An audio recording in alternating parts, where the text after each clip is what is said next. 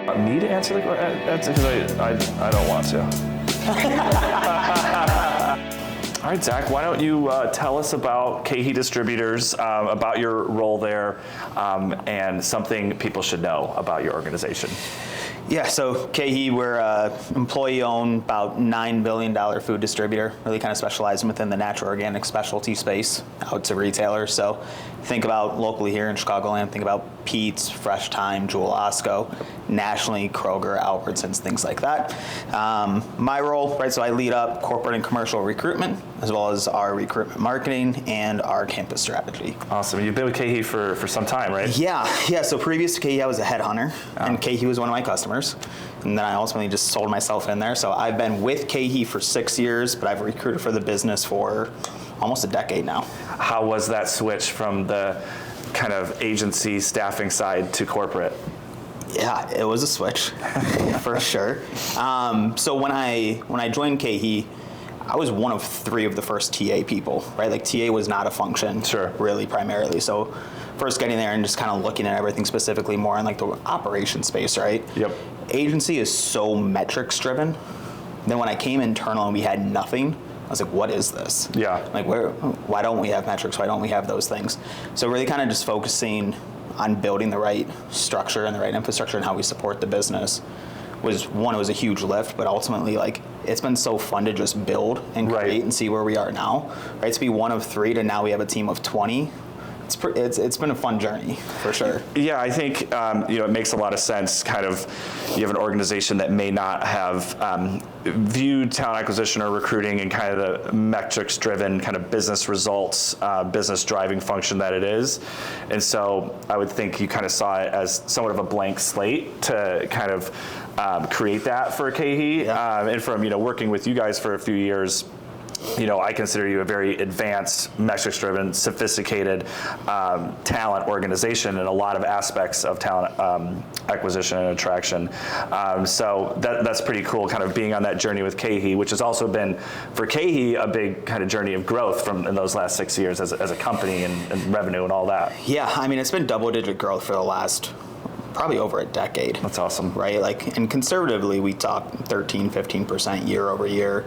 It's more than that, right? Like it's, when I joined 2019, we would have been just about 4 billion. Yeah. Right. So you're talking in 6 years from 4 billion to 9. Awesome. Right. We have aspirations out there for 15 billion, right, within the next 3 to 5 years. You talk with leaders in our business, 15 is not it. They already have their eyes on 2020. Yeah. 20 billion, 25 billion. So yeah, it's an exciting time. There's no doubt about it, and it's just constant pressure on us, right, I think, which is also good to bring in the right level of talent, which is that's always an ongoing thing. Yeah, no, you actually I'm going off script here a little bit, but I'd be curious to know your take on, how KeHE as an organization views talent and missions you have there as part of the overall growth, how that's changed. Like, how does KeHE view the importance, the significance of talent acquisition as part of its business growth?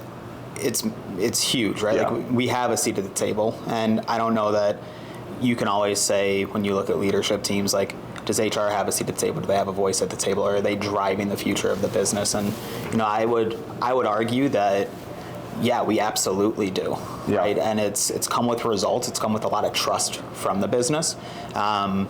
Even we look at last fiscal year, we took on more confidential searches for leadership, right? Things that typically would have gone outside to agencies that they're like, no, you guys have the skill set to go do this. And we've seen senior leaders, senior vice presidents, executive leadership team come from the work that we've done, which has just been awesome. Awesome, thank you for that. So we've been working together for a few years. If you can remember, how did we first connect, KeHE and Shaker? Yeah, it's twofold, right? So one, we brought in a VP of talent back in 2021, I want to say, is when Ed Crow joined our business. He used to lead up, recruitment and talent attraction when he was at Lowe's. Right. So he came over, he's looking at our business and was like, hey, how do we professionalize? How do we take this thing to the next level? And he came to me and he was like, hey, do you know Shaker? And I kind of sat there and I stared at him. I was like Shaker recruitment marketing? Yeah, I know Shaker. And For me, it's a little bit more of a personal thing, right? Like my sister went to University of Wisconsin with a few different shakers, and so I've known the family business, I think, for quite some time, but I never really knew like what the scope was. Sure. So, when Ed joined and he was like, this is what I want to do, I think it's going to help take us to the next level from how we go to market and how we try to attract talent. I was like, let's do it, right? So it was kind of this like perfect blend of someone moved businesses, had a great relationship with you guys, and then also just for me and the personal side of it, it was great to see those two things kind of married together. It's a classic shaker story. We have a mantra here that relationships matter, but beyond that, I remember those early days, and I remember thinking like, wow, I think we really do have a very strong fit here. We can grow together, and we have. So it's been a lot of fun, and we're super grateful to you and to KeHE for that. Okay, Zach, what are some challenges that you're facing that keep you up at night? Yeah, I think from a recruitment lens, right, it's twofold. There's our business, from a frontline hourly perspective, right? The labor market is tight, when it comes to that, and obviously we're a growing business and we have constant demands to have on-time deliveries to our customers, and so getting the right talent in our distribution centers that the job's a fit for that person. I think it's so important to, can this person do the job? It's also, is that job the right fit for that person? And it's trying to find that perfect blend of that. And we're doing a whole transformation as a business right now and rechanging, role and onboarding and what that experience looks like, so that their experience when they're onboarding is actually an experience that they're going to have on the job. Right, which I think is huge. So, that's a piece of it, because obviously us to get cases out the door is how we put food on the shelves across America, which I think is great. And then secondly, it's just on the corporate and the commercial space as well of, in this high growth mode of where we're at, we don't want to necessarily hire for the business that we are today. Sure. Right? We want to hire for the business of where we're going, which creates its own complexities, right? Like you're talking about going after talent at a $15 billion, $20 billion mark, which is, you're talking Fortune 200, right? Fortune 150. Those come with other types of price points that necessarily can make internal customers uncomfortable, right? So how do we navigate that? How do we go for what is the right level of talent that not only gets the job done today, but also is going to feed the future? And so it's a huge part of it, right? Like it's challenging, and it takes a lot of seats at the table, right, to talk through some of those things. Yeah, especially with a business the size of yours. I think, it's interesting too, you touched on that onboarding piece.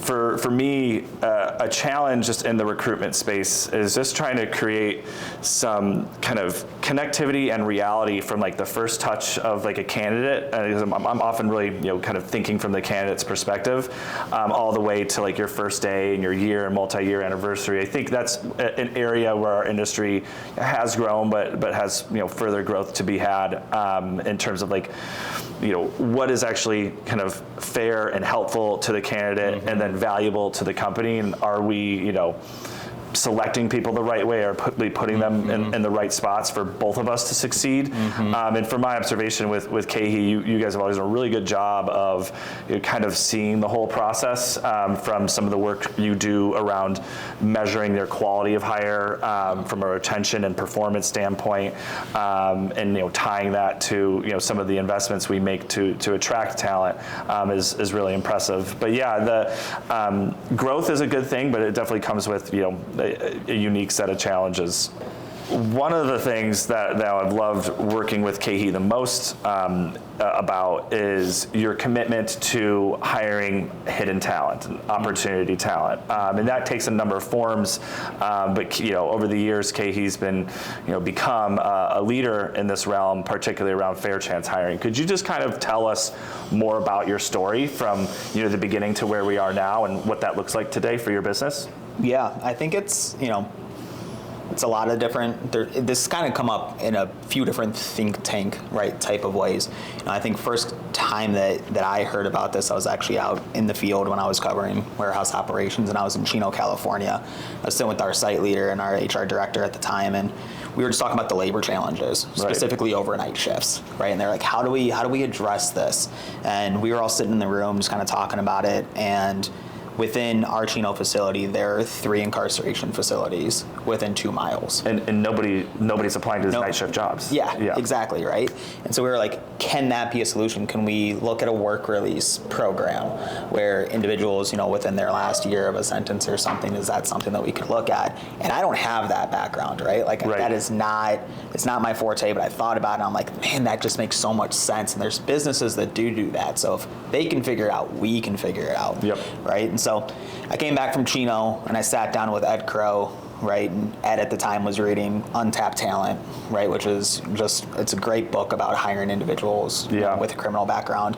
And it was, for him, he was like, aha, yes, I'm reading this book and this aligns with this. And so, Ed ended up going out to a conference out on the East Coast, which was, again, just a think tank talking about trends within this space. And ultimately he got introduced to who is now our senior program manager, Harris Rollinger. So you invested in the program and people to support it. Yeah, it was, he had this vision, Ed had this vision. We sold it to our board and our executive team of, no, we're going to make an investment internally. We are going to build a best-in-class program. And I remember Ed going up to, to some few different leaders, within that space as well. And was like, who's the best at this? Yeah. And they're like, you need Harris, right? And very quickly, we got Harris in front of us, and the thought leadership, the passion, the spiritness that's there, you can't teach that, right? Like that's living experience. That is a guy that is working for the Attorney General's office in Colorado, that was leading this up for the entire state. And ultimately we told him, like, we want to be a leader in this. And for him to leave nonprofit and government and then to come internal, it's been a whirlwind for him. Yeah. But man, you put him in front of some of our business leaders and the passion that comes there, he will challenge the status quo, right? He will question your own beliefs on why you think you should go do something. And it's that type of work that makes this work so profound, I think, for us. Yeah, it's pretty amazing. I think just through my work in the fair chance space, there's a lot of misconceptions about it. I think one of the first ones is that business leaders, people in general, can view an organization investing in fair chance hiring as somewhat like a charitable endeavor, but it's really not. Fair chance hiring will provide an organization, if executed properly, with a strategic business advantage over your competitors, over just in the talent space. So that's something I've come to believe, and I think it's a big part of your growth story too. I know, I understand it's a significant portion of your hires now are coming from fair chance, and of course it's nothing's perfect. There's always challenges, but it's just something that you continue to push forward. You see results, and you kind of keep on growing the program. So it's been a fun ride with you guys to kind of observe that and learn from you and Harris and Ed how the fair chance hiring world works. I still think it's massively undertapped. Oh, absolutely. I think too, what you guys did in starting with that executive leadership buy-in, that's kind of like the first step. If you have that, which you guys were able to secure, then a lot is possible. And other peers in the space, that's where I've seen the kind of make or break moments. Yeah, for sure, right? And it's also like, where majority of this work today is happening, and obviously this will continue to evolve and get more into our corporate and sales environments, but it's really happening with our distribution centers. And so what Harris has also just done a phenomenal job of is boots on the ground, going to the distribution centers and asking the tough questions, but then also listening, right? And I think that's the part that if you're going to do this type of work, or really any type of work that's just new to a business, right? You have to put yourself in the shoes of that operator and understand, like, what's your hardship, and can this be something that solves that, right? We have a turnover problem. Sure. We're getting better, but you look at what the statistics are around hiring an individual with a criminal background, right? Their retention rates are through the roof. Right. And no one necessarily wants to always believe that per se, but we have the data, and when we can showcase our data of our hires against a traditional hire, quote unquote, let's say, and the retention is higher, and you're telling me as a box leader that you want to hire individuals that are going to stay, and we present you to that, it's well, look, we can do this, right? Yeah. So, yeah, it can turn naysayers into believers, Yeah. fairly quickly. And I think, you can see, you hear the impact of what this can be on someone's life. And, for those that are willing to talk about it and share, right, it's meaningful. Like, you can sit in a room and all of a sudden it's like, wow, this job got that person their first apartment. This job Yeah. got somebody out of living in their car. This job gave someone insurance for the first time in a decade. Like, that's impactful, right? And as people, it's hard not to be inspired by something like that and so motivated and spirited to keep doing just what's right. But it's not only like the right thing to do, it's good for business. Like, it Totally. genuinely is. Yeah. I think people don't think that way sometimes.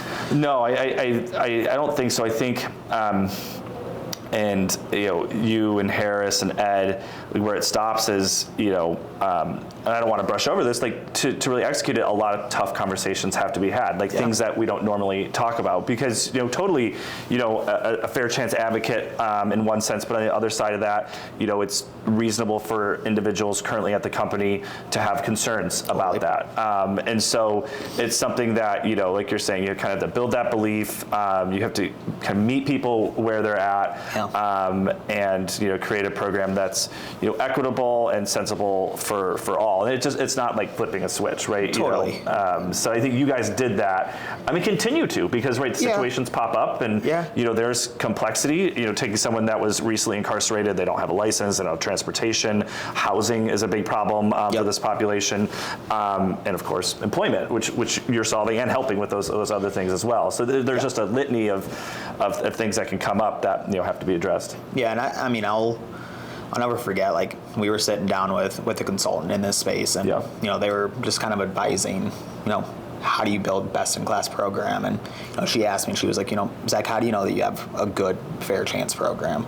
And I was like, well, it should live and breathe just like the rest of our TA pipelines do, right? Like, our goal is that if someone comes in with a criminal background, or an adult with a disability, or an immigrant or refugee, any of that, right, that they are part of just our standard pipeline, that an interviewer does not know that that person is any different from you or me. Sure. Right? Like, that's the goal. And we had growing pains with that, where it's like we wanted to call it out, right? But then it's, are they walking around with a scarlet letter, right? And people know, and then they get ostracized, right? And you don't want that. And so, yeah, it's come with a lot of learnings for us. And now it's like, how naturally can we just weave this in? And this just becomes part of our culture and who we are, right? And if, for us as, again, employee-owned business, and we have the third-party subsidiary with KeHE Cares, like, it just matches so well to what our business stands for, right? That, like, why wouldn't we do this? Yeah, absolutely.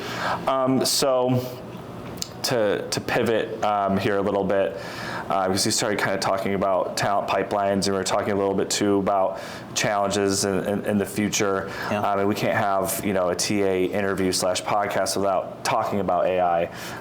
So KeHE's organization leverages AI now in the hiring process. I'm interested to hear your perspective on that, and how you're prioritizing AI, where you think it may fit in the future, in terms of like hiring and people and all of that. Yeah, I think AI can be a wonderful thing. Sure. But I also think it could be over leveraged, right? Like, I think, as cliche as this sounds, like, I think AI should enable the work, but it shouldn't be the work. Yep. Right? Like, we're in human resources, right? Not AI resources. And I think, if you think about a candidate and a candidate's journey, or even an applicant, right? Whether you are gainfully employed or you are actively looking for work, looking for a new job is a terrifying thing. Yeah, right. exactly. You're talking about one of the single biggest life decisions you're going to have is your career, the thing that is putting money in your bank account, that is paying your bills and keeping a roof over your head and food on your table. Yep. We can't take that lightly. 100%. Right? And so it's all about that candidate experience, and that can get lost when you over leverage AI, I think. AI to make workflows better and clean up systems, and maybe an automated message here or there, help with scheduling, and take those mundane tasks off a recruiter to free them up to be more engaging with the person that's in front of them. Yeah. That's the goal, right? Like, where I think some businesses could potentially be moving away from that is, how fast can we get candidates who filter through our ATS because we put these 3 things were main importances, right, for that job. Cool. I may have 1,000 applications and they get filtered and now I have the top ones. Are those the top resumes or are those the best people, right? And I think that gets lost. And so, I believe in AI. We invest in AI tools, right? We have them. I think they're great when they're used properly, but I encourage my team and myself always to be like, put the person first. Yep.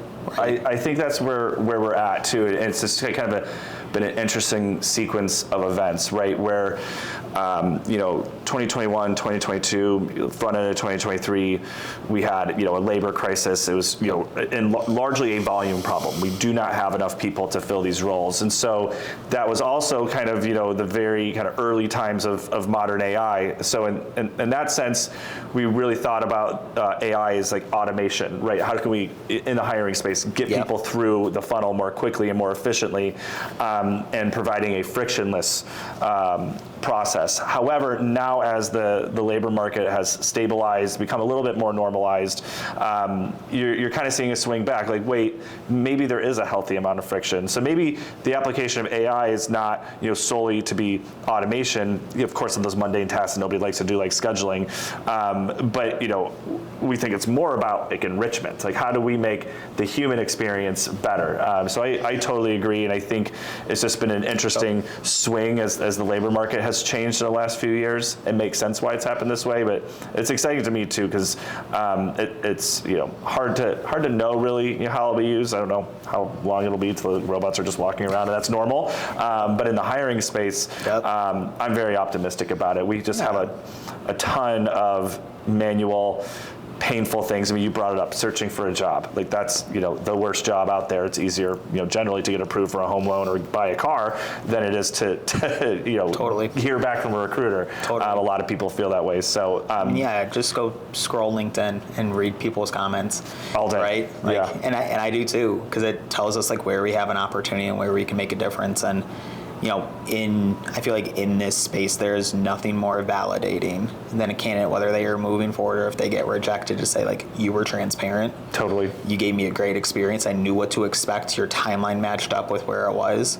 And if it worked out, fantastic, right? We have somebody who hopefully, right, now their experience working with us is exactly what we sold it. Sure. If they didn't, we kept a network open. Yep. Right? And I think that work just can't get lost. No, I agree. Okay, Zach, thank you for coming to our Shaker Vision Lab. Thanks for having me. Yep, absolutely.